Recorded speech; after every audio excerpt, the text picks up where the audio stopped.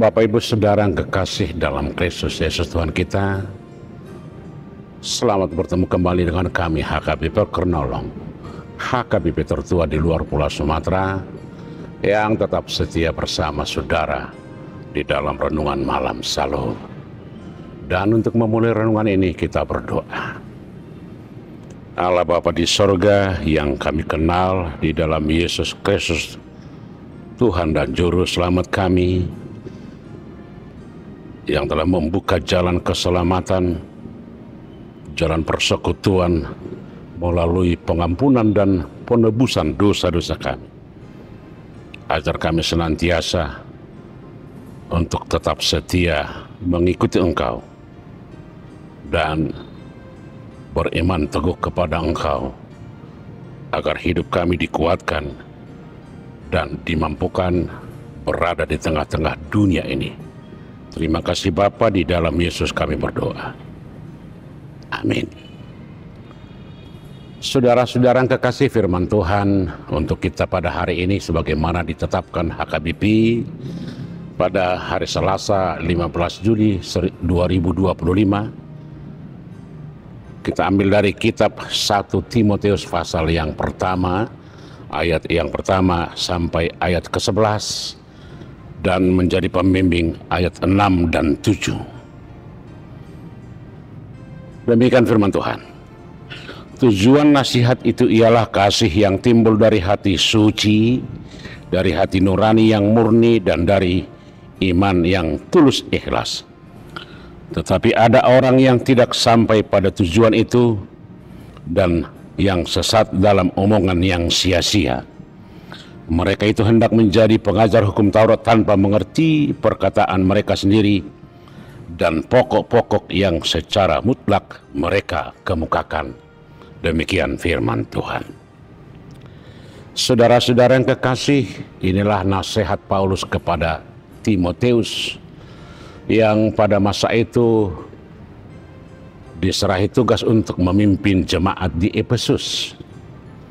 Sebagai jemaat muda, banyak yang harus mereka hadapi dan harus mereka perbaiki. Jemaat itu berasal dari gereja-gereja atau dari agama-agama lokal, agama-agama setempat, dan mungkin sudah mengenal agama Yahudi. Karena itu mereka harus berhadapan dengan berbagai ajaran dan dogma-dogma yang sedang berkembang di situ. Sebagai jemaat muda tentu ada tantangan, ada pergumulan yang luar biasa. Sementara dalam iman Kristen mereka belum begitu lama dan begitu mengakar, sementara ancaman dan ajaran dari luar begitu gencar. Di tengah-tengah seperti itulah Paulus mengajak orang-orang di jemaat di Efesus agar senantiasa setia dalam iman mereka. Secara khusus Timotius yang diutus oleh Paulus untuk memimpin jemaat di Efesus. Secara usia Timotius pada saat itu masih sangat muda, tetapi sudah diserahi tugas untuk memimpin jemaat yang baru-baru pula.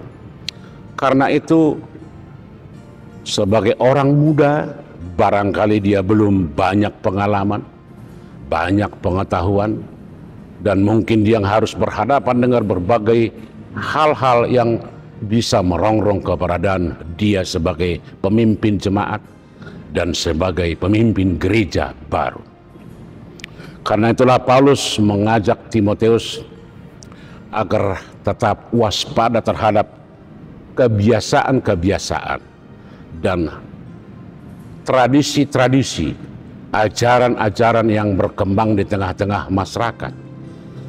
Karena banyak ajaran-ajaran yang selalu mempersoalkan keberadaan orang Kristen, baik sebagai orang atau gereja yang pertama yang baru-baru berdiri, atau sebagai orang yang sama sekali baru dalam pemahaman mereka. Ada pertanyaan-pertanyaan, apakah memang Yesus itu benar-benar maha manusia? Atau apakah kemanusiaan Yesus itu sama seperti ketika dia hidup di bumi dan ketika dia hidup setelah kematian, setelah kebangkitan. Persoalan ini sering menjadi pokok persoalan dan diperdebatkan dan selalu berargumen dan membuat berbagai alasan dan berbagai tantangan bagi Timotius. Karena itu Paulus mengajak Timotius, jangan mau terjebak dengan hal-hal seperti itu, karena itu tidak berguna. Untuk apa membahas soal kemanusiaan Yesus sementara dia lahir dari manusia dan hidup sebagai manusia, tetapi benih dari Roh Tuhan. Karena itu kalaupun Yesus itu lahir dari roh, tetapi dia mempunyai tubuh dan kemanusiaan sama seperti manusia. Dan ketika dia bangkit dari kematian, dia berubah menjadi kemanusiaan dari Tuhan. Karena itu banyak perdebatan, banyak argumen yang dipersoalkan, dan jangan-jangan itu menjadi perselisihan, permusuhan, dan bahkan menjadi ajang untuk saling mempersalahkan. Itulah Paulus mengatakan jangan hanya fokus kepada hal-hal seperti itu, tetapi apa yang dilakukan Tuhan melalui Yesus itu menjadi pokok. Bagaimana Yesus menampilkan wajah Allah yang begitu memperlihatkan rencana, keinginan hati Tuhan.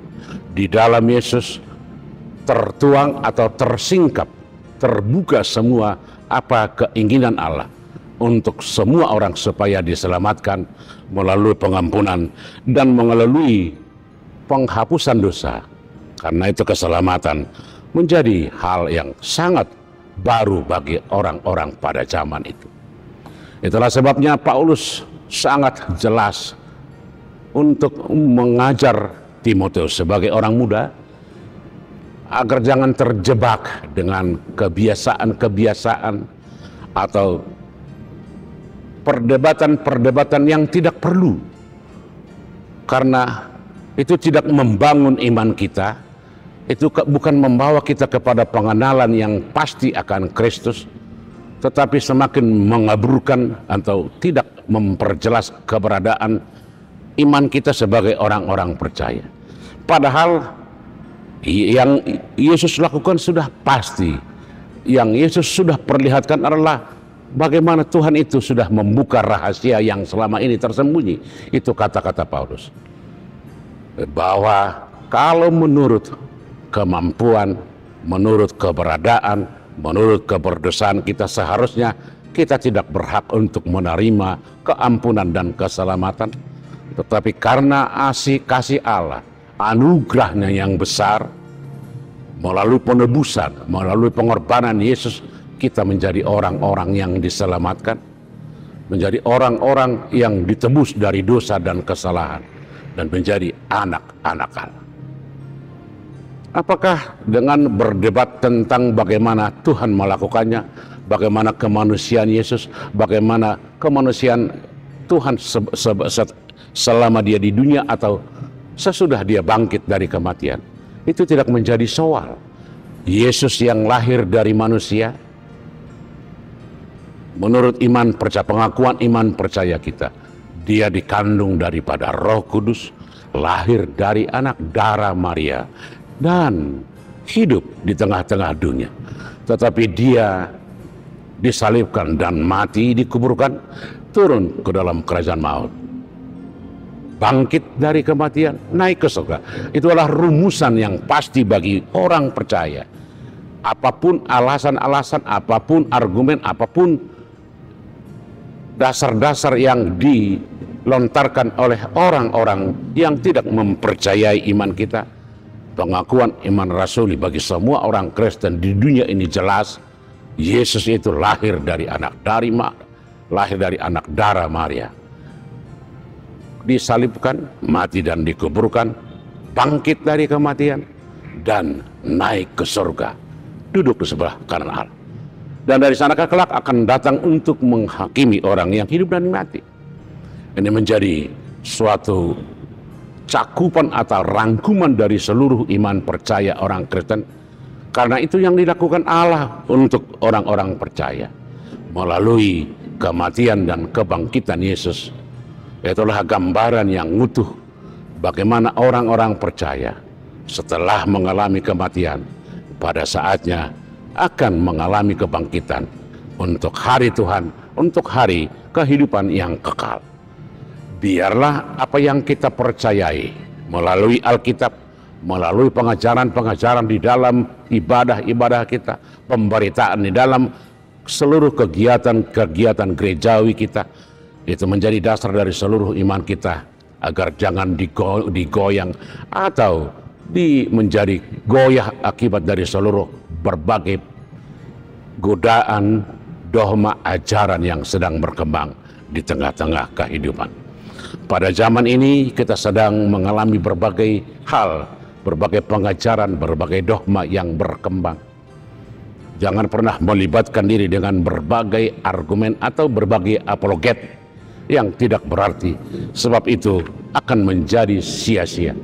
Tetapi kita tetap berpegang yakin tahu kepada pengakuan iman rasuli kita yang dirangkum atau menjadi inti dari pemberitaan seluruh Alkitab yang kita sebut sebagai kitab suci, dasar dari iman percaya kita.